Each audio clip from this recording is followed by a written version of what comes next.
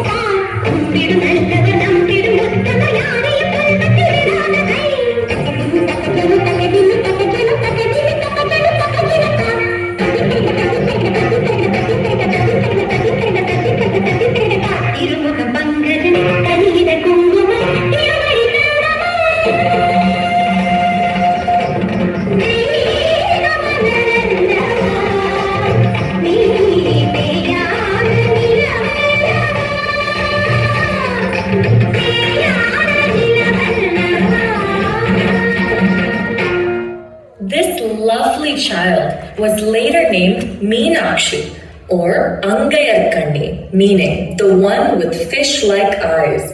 The royal couple teach Meenakshi all the combat skills, including chariot riding, archery, and sword fighting. She grows up from a beautiful baby to a skillful child, and then to a brave warrior princess.